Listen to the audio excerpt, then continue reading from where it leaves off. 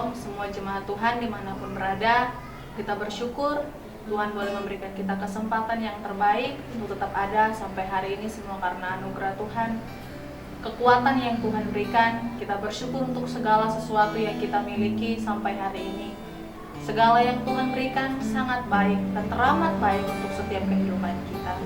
Untuk itu mari kita bersama-sama meluangkan waktu kita, memberikan hati dan pikiran kita untuk dapat memuji, menyembah Dia, datang masuk dalam hadirat Tuhan, membawa setiap apa yang menjadi pergumulan kita. Kita percaya apapun yang kita minta di dalam nama Tuhan Yesus, Tuhan pasti memberikan yang terbaik. Terima kasih Tuhan, terima kasih Yesus. Kuasai hati dan pikiran kami ya Bapa, agar di pagi hari ini Tuhan, kami boleh datang bersekutu, memuji dan memuliakan Engkau, karena Engkau Allah yang layak disembah setiap saat dan waktu. Kita sama-sama katakan pujian, kekuatan di hidupku.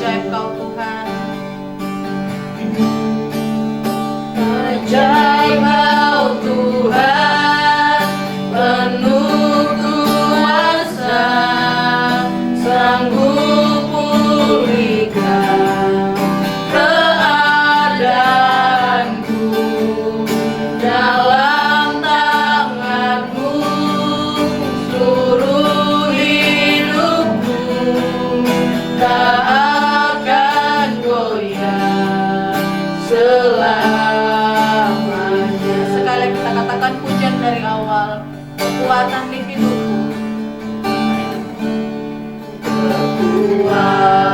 kekuatan di hidupku, ku dapat dalam Yesus. Dia tak pernah tinggalkanku,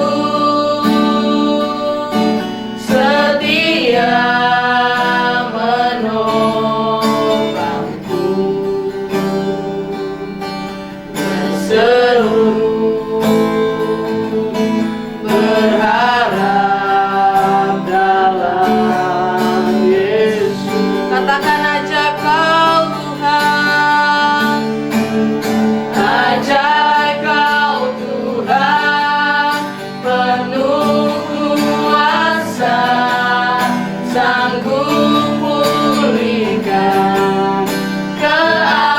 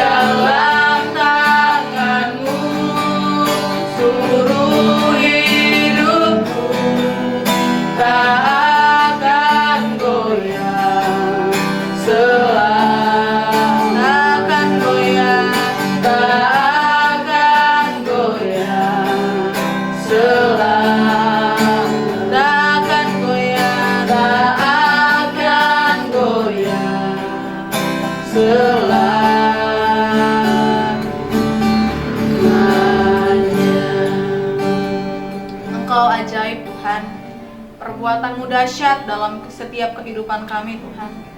Kami katakan kami bangga memiliki Allah seperti Engkau, Allah yang dahsyat, Allah yang luar biasa, Bapa yang selalu mengasihi hidup kami, Bapa yang selalu setia dalam setiap hidup kami Tuhan.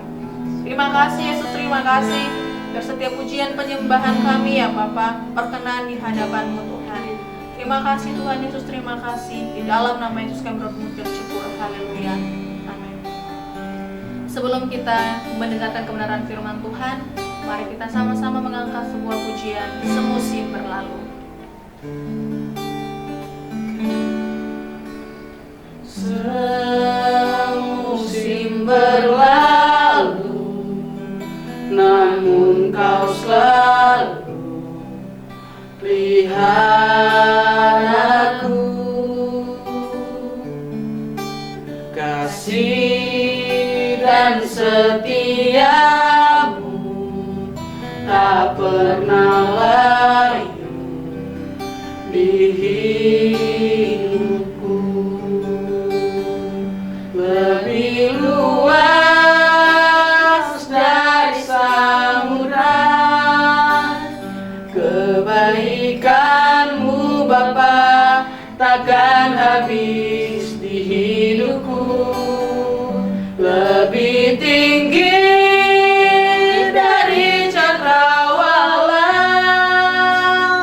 tak terbatas kasih-Mu. Sungguh ku bersyukur. Sekali kita angkat pujian dari awal. Semusim berlalu.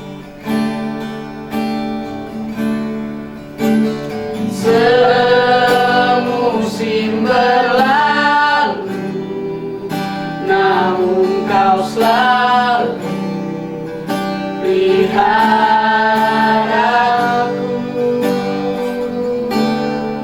Kasih dan setia-Mu tak pernah layu di hidupku. Katakan lebih luas. Lebih luas dari samudra kebaikan-Mu Bapa takkan habis di hidupku. Lebih tinggi dari cakrawala, tak terbatas kasih-Mu. Sungguh ku bersyukur. Lebih luas. Lebih luas dari samudra kebaikan-Mu Bapa takkan habis di hidupku. Lebih tinggi dari cakrawala, tak terbatas kasih-Mu. Sungguh ku bersyukur. Sekali lagi katakan lebih luas. Lebih luas dari samudra kebaikan-Mu Bapa takkan habis di hidupku. Lebih tinggi dari cakrawala, tak terbatas kasih-Mu. Sungguh ku bersyukur. Lebih luas. Lebih luas dari samudra kebaikan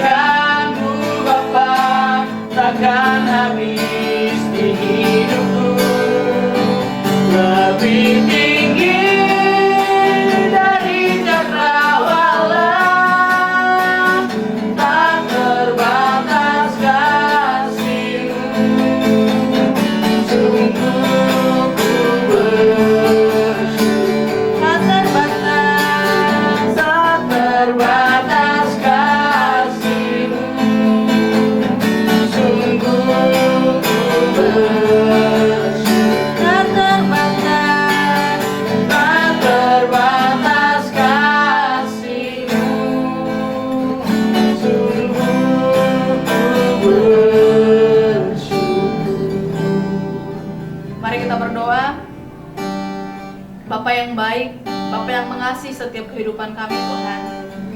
Pagi hari ini kami akan mempersiapkan hati dan pikiran kami Tuhan untuk mendengarkan kebenaran firman-Mu. Pakai hamba-Mu yang akan memberitakan kebenaran firman, biar setiap kami yang mendengarkan, kami dapat mendengarkan dengan baik, terlebih kami dapat mempraktekkan firman itu dalam hidup kami setiap harinya Tuhan. Roh Kudus menguasai hati dan pikiran kami Tuhan, sehingga setiap kebenaran firman yang akan disampaikan, kami dapat mengerti dan memahami.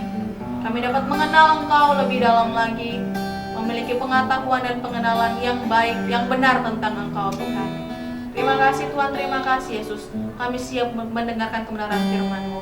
Hanya di dalam nama Tuhan Yesus, kami telah berdoa dan mengucap syukur. Amin.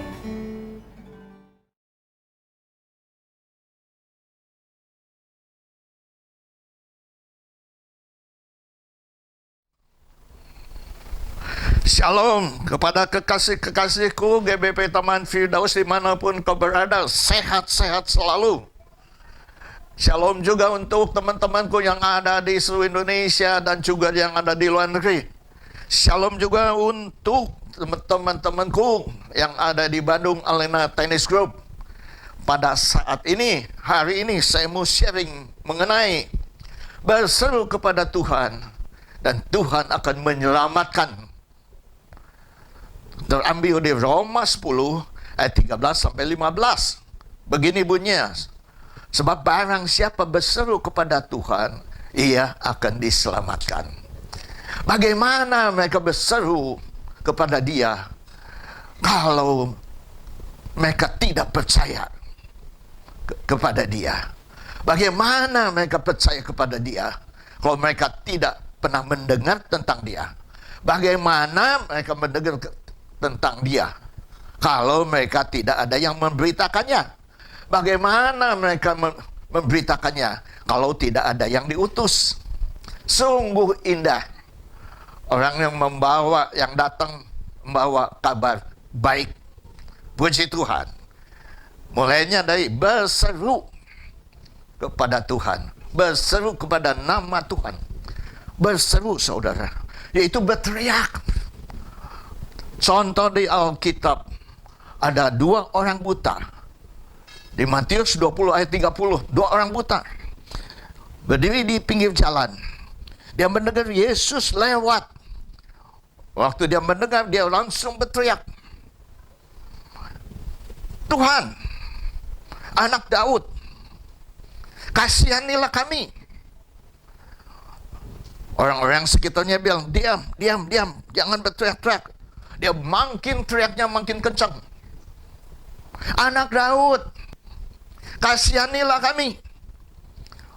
Yesus berhenti, panggil mereka. Apa yang mereka kehendaki. Akhirnya dipanggil dan datang. Yesus bertanya kepada mereka, apa yang kau kehendaki aku perbuat kepadamu? Mereka katakan, supaya kami dapat melihat. Tergeraklah hati Yesus dan menjamahnya, dan waktu itu juga melihat. Puji Tuhan, dan mereka terus mengikuti. Contoh kedua adalah Markus 10 ayat 48. Ada seorang miskin, pengemis, buta lagi, namanya Bartimeus. Dia berdiri di pinggir jalan, dia duduk di pinggir jalan. Dia mendengar Yesus lewat. Dan dia juga berteriak. Dan juga begitu juga, sekeliling orang-orang bilang, diam. Dia makin berteriak, makin kencang lagi. Dan Yesus katakan, panggil dia. Dia lepaskan jubahnya, dia berdiri langsung. Dan Yesus mengatakan, apa yang ingin aku perbuat kepadamu? Dia katakan, Rabuni, supaya aku dapat melihat. Yesus katakan, imanmu menyelamatkanmu, pergilah. Dia pergi dan matanya seketika itu juga melihat. Berseru itu namanya berteriak. Berteriak itu meminta tolong. Dengan tidak malunya, dia punya iman percaya Hanya Tuhan Yesus saja yang bisa menyembuhkannya. Jadi kesempatan itu dia tidak mau tinggalkan kesempatan itu, melepaskan kesempatan itu, sehingga dia mati-matian berteriak dan ternyata kesembuhan terjadi. Bagaimana dengan kita di dalam kehidupan kita? Apakah kita sering berseru kepada Tuhan? Atau nunggu masalah-masalah di dalam kehidupan kita sehingga kita berseru karena masalah-masalah tersebut? Masih ingat? Yesus naik perahu dengan murid-muridnya. Dan waktu itu ada angin ribut. Yesus tidur. Kok Yesus tidur? Tetapi waktu angin ribut datang, mereka membangunkan Yesus. Yesus, Yesus, kita akan mati. Kamu orang yang kurang percaya. Dan waktu itu dihardiklah angin itu dan berhentilah. Mereka pun heran. Ingat baik-baik, jangan ada keperluan saja kita berseru kepada Tuhan. Setiap hari kita berseru kepada Tuhan. Setiap hari kita memuji, memuliakan, mengagungkan Tuhan di dalam kehidupan kita. Berseru dalam nama Tuhan. Kok nama Tuhan? Engkau diselamatkan. Nama Tuhan itu siapa? Nama Tuhan. Tuhan itu Allah. Tuhan itu penguasa langit dan bumi dengan seisi-isinya. Semua isi-isinya Tuhan sendiri, Allah sendiri yang menciptakannya. Luar biasa enggak? Itulah Allah kita. Itu luar biasa. Apakah kita tidak merasa luar biasa? Itu adalah ayah kita, itu adalah bapak kita yang luar biasa. Saudara tahu? Laut diukur oleh lekuk tangannya. Langit diukur oleh jengkal jarinya. Dan langit adalah tahtanya. Bumi adalah tumpukan kakinya. Begitu besar bumi. Bayangkan dia kakinya menginjak bumi, tumpukan kakinya. Kita harus bangga mempunyai Allah seperti Tuhan Yesus Kristus. Kenapa kita menyembah Tuhan Yesus Kristus? Karena Allah melihat dunia ini rusak. Dengan itu Allah waktu itu mengirimkan air bah. Cuma saja satu keluarga Nuh yang diselamatkan. Yang lain hancur, semuanya habis. Tetapi setelah itu Tuhan Allah melihat ternyata dia telah berjanji tidak akan mengirim air bah lagi. Tetapi ternyata manusia hidupnya juga masih bejat, rusak. Banyak dosanya. Akhirnya Allah, belas kasihan Allah menjadi manusia. Pada mulanya ada firman. Yohanes 1 ayat 1. Firman menjadi manusia. Yohanes 1 ayat 14. Menjadi manusia penuh kemuliaannya, saudara. Luar biasa enggak? Luar biasa. Dan juga dia datang ke dunia. Itu namanya Yesus Kristus. Disebut Emmanuel. Allah menyertai kita. Padahal dia adalah Allah sendiri. Firman Tuhan mengatakan, Akulah adalah jalan kebenaran dan hidup. Tidak ada seorang pun sampai kepada Bapa kalau tidak melalui aku. Yohanes 14 ayat 6. Jadi satu-satunya jalan ke surga hanya melalui Bapa. Kisah Rasul 4 ayat 12 mengatakan di bawah kolong langit ini tidak ada nama lain yang olehnya kita diselamatkan. Maka itu satu-satunya jalan. Kalau kita bisa merubah iman percaya kita kepada orang lain, itu tanda tanya besar di dalam kehidupan kita. Allah ini tidak ada tandingannya, tidak ada saingannya. Sudah benar kita memuji, memuliakan, mengagungkan Allah sendiri di dalam nama Tuhan Yesus Kristus. Luar biasa nggak? Luar biasa. Maka kita berdoa, Bapa kami yang di surga. Siapa yang di surga itu? Bapa kita, Allah kita, yaitu yang menjelma jadi Tuhan Yesus Kristus. Itulah yang kita sembah. Tidak ada duanya, tidak ada tandingannya dalam kehidupan kita. Maka itu berseru kepada Dia. Dia akan memberikan kepada kita pertolongan dengan kuasanya yang luar biasa. Kita akan selamat. Bagaimana kita berseru kalau tidak percaya? Percaya, saudara. Firman Tuhan mengatakan, kalau engkau percaya, engkau diselamatkan. Barang siapa percaya diselamatkan. Barang siapa percaya dan dibaptis diselamatkan. Tetapi yang tidak percaya akan dihukum. Markus 16 ayat 16, saudara. Dihukum kalau tidak percaya, saudara. Maka itu kita percaya. Roma 10 ayat 10 mengatakan, percaya dalam hati, mengaku dalam mulut, engkau diselamatkan. Penting nggak? Penting, saudara. Tapi umumnya orang Kristen, ngakunya orang Kristen, percayanya hanya di mulut bibir saja, belum percaya sungguh-sungguh. Sehingga ada masalah sedikit, tantangan sedikit, sudah mengalihkan iman percayanya kepada yang lain. Tandanya dia belum mengalami hidup dengan Tuhan. Jadi percaya itu harus sampai targetnya adalah Kristus hidup di dalam kehidupan kita. Mengalami Kristus di dalam kehidupan kita. Dengan itu, saudara, kalau engkau mengalami Kristus di dalam kehidupanmu, tidak mungkin engkau akan menyangkal iman percayamu kepada Dia. Maka itu hiduplah. Hidup dengan iman percaya kepada Dia dan mengalami Kristus di dalam kehidupanmu. Bagaimana hidup Kristus di dalam kehidupan kita? Setelah kita percaya sungguh-sungguh dan kita akan mengalami hal-hal yang rasanya tidak mungkin terjadi. Saya teringat satu peristiwa. Mungkin saya sudah bicarakan ini, kesaksian ini, dan saya mau tekankan sekali lagi. Pada satu saat, istri saya mau mengunjungi temannya pelayanan. Dia udah janji hari itu. Waktu dia pagi-pagi berdoa, tahu nggak? Tuhan bilang jangan pergi. Akhirnya dia batalkan, tidak pergi.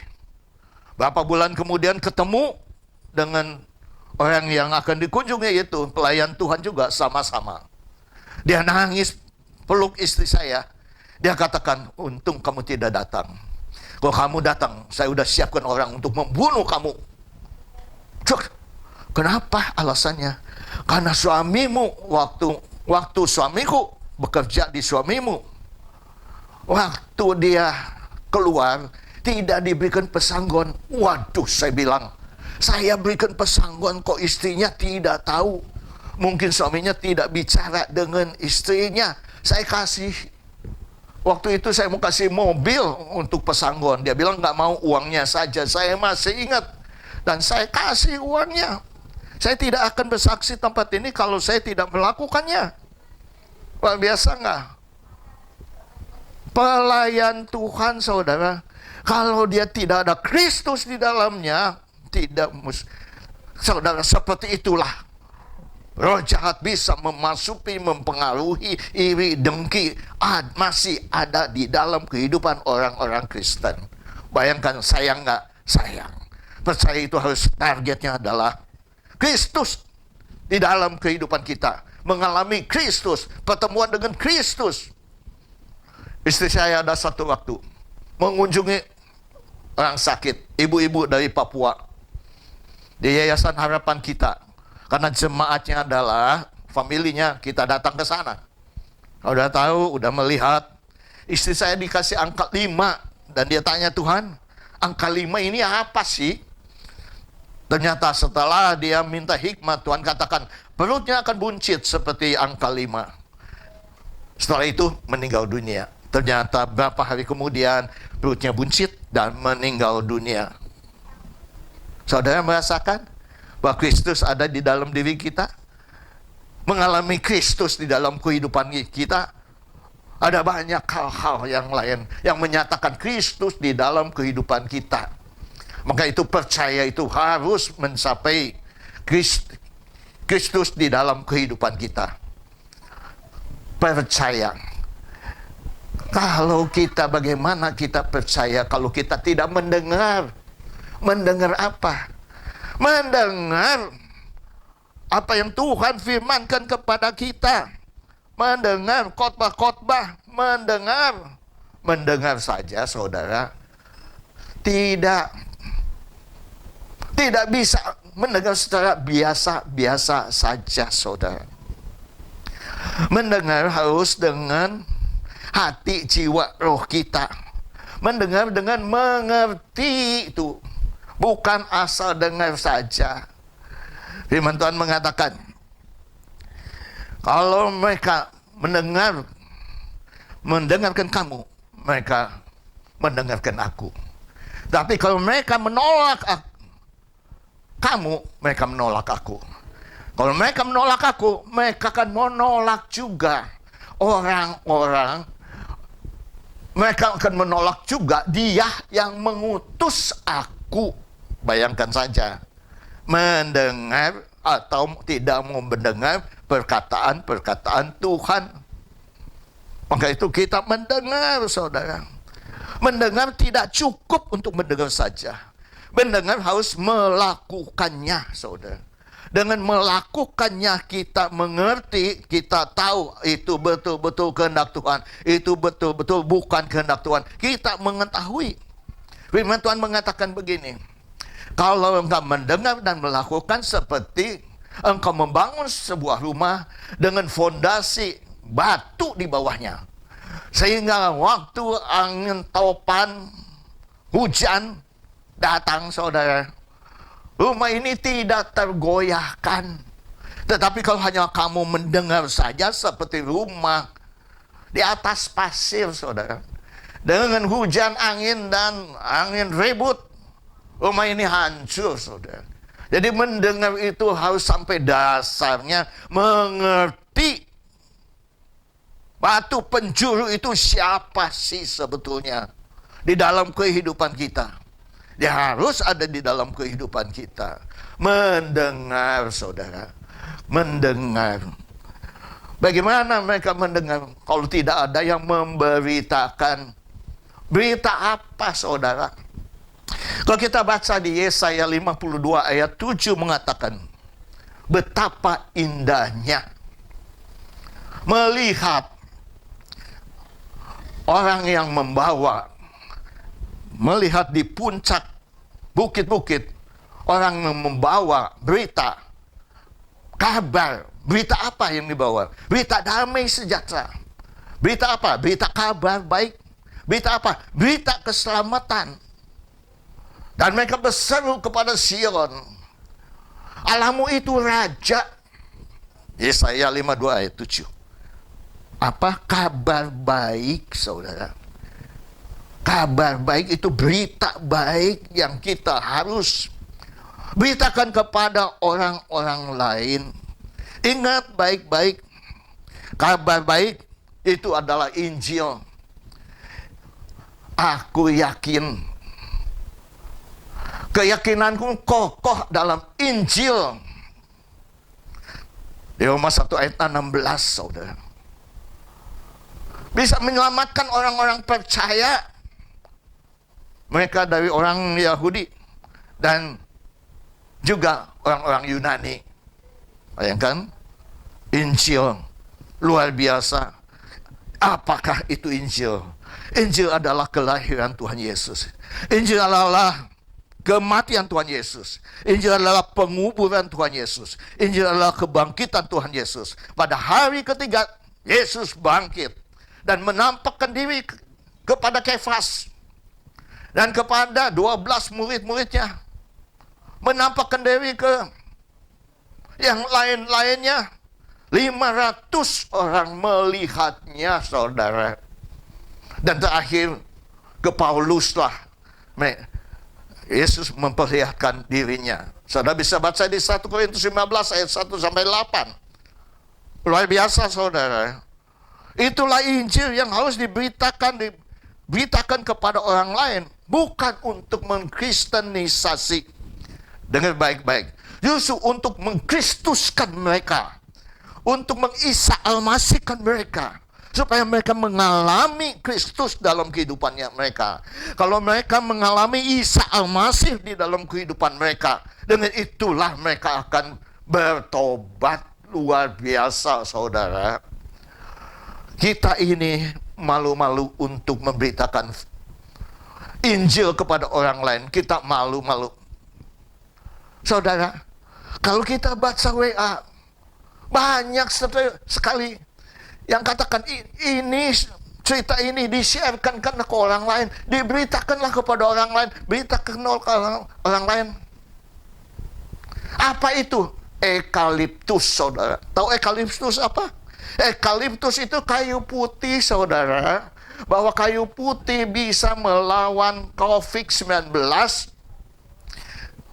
Karena ada satu orang pengalaman kena COVID-19, setiap hari dibalur tubuhnya dengan minyak kayu putih dan ditetesi air ke dalam air dan minum sehari 3 kali, tetes ke lidah 1 tetes dan dimakannya setiap hari dan sembuh. Mereka sebar luaskan berita ini, berita ini, berita ini. Ada kesaksian yang lain mengenai virgin oil. Virgin oil bisa menyembuhkan COVID-19. Mereka minum. Seminggu, 2 minggu kemudian sembuh. Ini diberitakan kepada orang lain. Tetapi kita ini mengenai keselamatan untuk hidup dan mati orang juga kita tidak mau memberitahukan. Ada dokter yang baik saja kita kasih tahu kalau orang lain menanyakan kepada kita. Misalnya, Pak Andi, tahu nggak dokter jantung yang baik di Jakarta siapa? Saya bisa menjawab. Dokter jantung yang baik adalah Dokter Santoso. Karena itu juga dokternya Pendeta Awan Datu. Pendeta Awan Datu dan juga orang-orang yang terkenal berobat dan berhasil. Pasti akan diberitahukan. Tapi ini berita keselamatan. Kristus tidak ada yang mau memberitakannya. Malu, saudara. Ingat baik-baik. Ada seorang ibu menikah dengan bukan seiman. Dia katakan, Pak, ke gereja. Ngapain ke gereja? Setiap kali diajak, dia menolak. Ibu ini tidak bisa memaksa. Dan dia katakan pada akhirnya satu kali dia ketemu dengan suaminya, Pak, kalau Papa menghadapi segala masalah besar, ingat baik-baik, panggil nama Tuhan Yesus. Ya, begitu saja. Satu saat, dia kena serangan jantung, saudara. Dibawa ke rumah sakit. Dan napasnya hampir hilang. Dan dia ingat kata-kata istrinya, Tuhan Yesus, tolong. Pada saat itu, ada orang yang pakai jubah dan datang dan dia bisa napas kembali. Bayangkan, mengalami Kristus di dalam kehidupannya. Tahu saudara, setelah sembuh, dia mengakui Tuhan Yesus Kristus Juru Selamat satu-satunya di dalam kehidupan kita. Saya ada kesaksian satu. Namanya Muhammad Rusli. Orang Islam. Taat, patuh akan agamanya. Dari kecil sudah dididik. Dari kecil sudah tidak suka dengan orang Kristen. Karena orang Kristen katanya kafir. Dia katakan, kenapa saya mengatakan orang Kristen kafir? Ada 3 hal. Satu, orang Kristen mempunyai 3 Allah.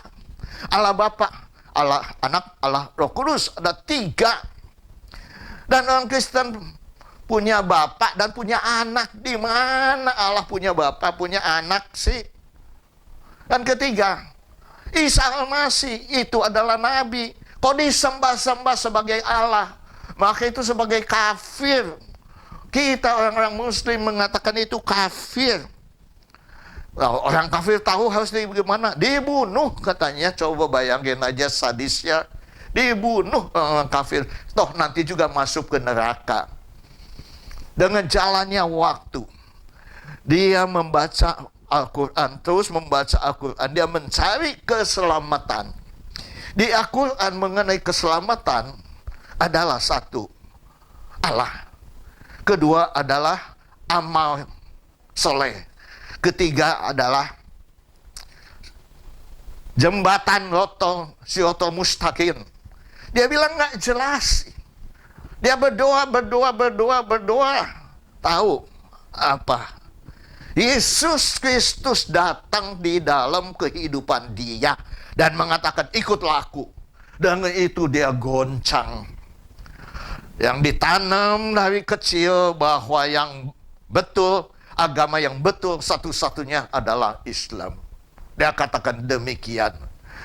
Kalau Kristen, kitab sucinya sudah dipalsukan, sudah diperbarui, sudah dirubah-rubah. Tidak sempurna.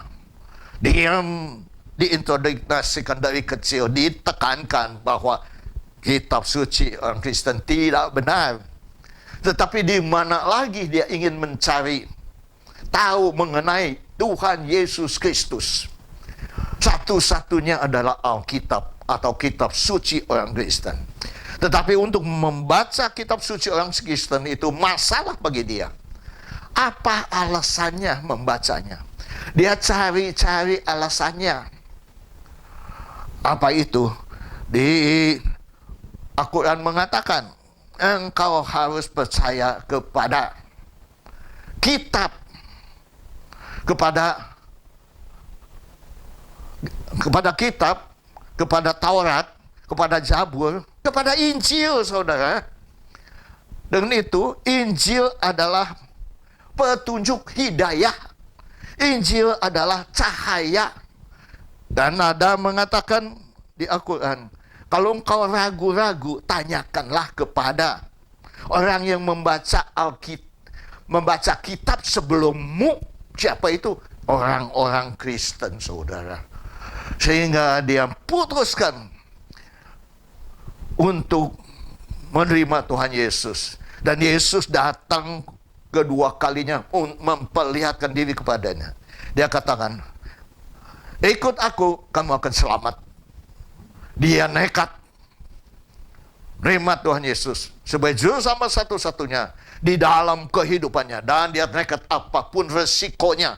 Itu resikonya besar untuk orang Muslim. Bukan keluarganya saja, lingkungan semua, bahkan pemerintah pun ikut campur. Apa yang terjadi, saudara? Dia ditangkap, dituduh subversi, dimasukkan penjara, diadili, saudara. Setelah diadili, dikenakan tadinya pasal subversi. Akhirnya dikenakan KUHP 156A. Dan dia dikenakan hukuman 5 tahun penjara, saudara. Kata pengacaranya, ini tidak adil. Kita naik banding saja. Dia katakan, ya, kita naik banding. Dia susun dengan rapi pembelaannya dan dengan judul, Yesus Kristus adalah Tuhan, juru selamat satu-satunya. Di luar Kristus tidak ada keselamatan. Itu yang dia berikan judulnya, saudara. Tahu apa yang terjadi di pengadilan setelah dia bela betul-betul? Tetap saja di pengadilan memutuskan. Tadinya 5 tahun jadi 4 tahun 6 bulan. Cuman di courting 4 bulan. Setelah itu pengacaranya bilang, kita naik kasasi aja ke Mahkamah Agung. Akhirnya naik kasasi. Dia katakan hidup orang Kristen, orang percaya harus bersaksi. Aku mau bersaksi lagi dengan tema yang sama. Dia bersaksi di mahkamah, di kasasi. Ternyata di kasasi apa terjadi? Tetap 4 tahun 6 bulan. Akhirnya dia pasrah. Dia sukacita saja masuk penjara, saudara. Dia katakan, saya tidak mau menceritakan mengenai saya dipukul apa yang pahit di dalam penjara. Saya mau lupakan itu. Saya ditahan sampai 3 tahun 2 bulan. Saya dilepas menjadi tahanan kota. Dan dia meminta kepada orang-orang yang percaya. Begitu berharganya keselamatan. Sampai dia berkorban untuk keselamatan. Kita dengan mudahnya lahir sudah orang Kristen. Kita mudah menerima Kristus dalam kehidupan kita. Sehingga kita tidak menghargai sama sekali kekristenan kita, saudara. Tidak menghargai. Ngomong kita percaya. Tetapi prakteknya kita menyangkal semua kepercayaan-kepercayaan yang ada tertulis di firman Tuhan di Alkitab. Kita bohong tetap bohong, nipu tetap menipu, korupsi tetap korupsi. Itu kan semua kita lakukan, tetapi kita katanya kita orang percaya dan setiap minggu datang ke gereja. Tapi dengan Pak Muhammad Rusli ini, dia keluar, dia komit memberitakan Injil, memberitakan kabar baik kepada siapapun juga, saudara. Itu yang luar biasa. Saya teringat seorang penginjil dari Malaysia berangkat ke RRC. Dia ketemu dengan pejabat di sana. Pejabat mengatakan, karena aku telah mengenal engkau, aku ingin memperkenalkan obat untuk kesehatanmu. Karena seumur kita, umur 60-an, obat ini bagus sekali. Saya rasanya salah kalau saya tidak memperkenalkan obat ini. Penginjil ini mengambil kesempatan itu. Begitu juga saya mempunyai sesuatu yang luar biasa bagi Bapak Jenderal. Apa itu? Yaitu berita kabar baik, yaitu kabar keselamatan untuk engkau. Luar biasa. Dia ceritakan semuanya supaya dia mau menerima Tuhan Yesus Kristus sebagai juru selamat satu-satunya dalam kehidupan mereka. Luar biasa, saudara. Mulai saat ini banggalah kita mempunyai Tuhan Yesus Kristus. Bagaimana harus kita bangga? Kita beritakanlah kabar baik. Kabar baik yang diberitakan supaya kita mengkristuskan mereka, mengisa'almasihkan mereka, bukan supaya mereka beragama, bukan. Biarkan itu akan berjalan lanjut dan mereka akan menjadi orang percaya yang sungguh-sungguh takut akan Tuhan. Ingat baik-baik, saudara, dalam kehidupan kita, sesulit apapun rintanganmu, seberat apapun bebanmu, sebesar apapun pergumulanmu, tidak ada satu perkara yang tidak ada jalan keluarnya, tidak dapat diselesaikannya dengan Tuhan Yesus Kristus yang dapat menyelesaikan semuanya. Ingat baik-baik, berseru kepada Tuhan, berseru kepada Tuhan, berseru kepada Tuhan. Engkau akan mendapatkan jawabannya dan engkau akan keluar sebagai pemenang. Tetap beriman kepada Tuhan Yesus Kristus sekarang dan sampai selama-lamanya. Puji Tuhan. Saya ingin nyanyikan satu lagu, Bangkit, Suka Nama Yesus. Bangkit, suka nama Yesus. Maju nyatakan kuasanya. Kita buat iblis gemetar, hancurkan kuasanya dengan kuasa namanya. Bangkit suka nama Yesus. Maju ke kuasanya. Kita buat iblis terkalahkan tipu dayanya dengan kuasa namanya. Nama Yesus menara yang kuat. Nama Yesus kota benteng yang teguh. Nama Yesus kalahkan semua musuh. Nama Yesus di atas segalanya. Nama Yesus menara yang kuat. Nama Yesus kota benteng yang teguh. Nama Yesus kalahkan semua musuh. Nama Yesus di atas segalanya. Nama Yesus di atas segalanya. Nama Yesus di atas segalanya. Puji Tuhan, kita berdoa.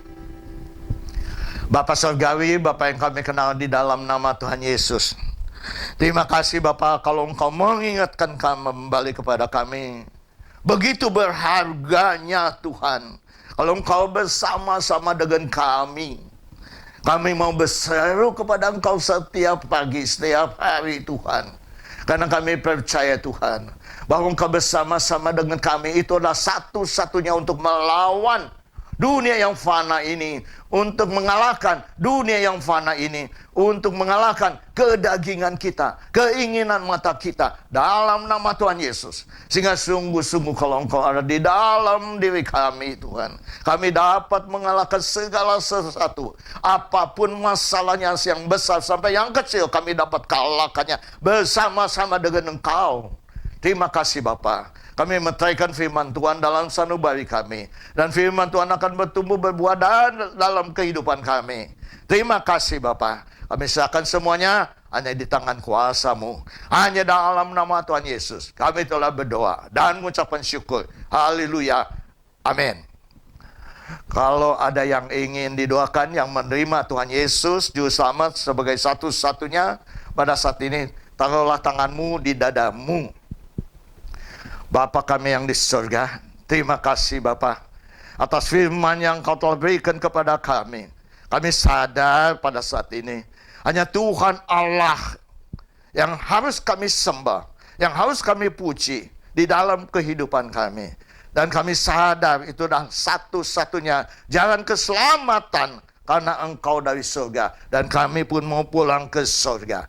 Terima kasih Bapa. Kami percaya pada saat ini kami membuka hati kami untuk menerima Tuhan Yesus sebagai Juru Selamat satu-satunya di dalam kehidupan kami. Ampuni Tuhan atas kesalahan-kesalahan kami. Ampuni Tuhan atas dosa-dosa kami. Ampuni Tuhan atas tidak kepercayaan kami kepada Engkau. Tetapi mulai hari ini kami berubah 180 derajat.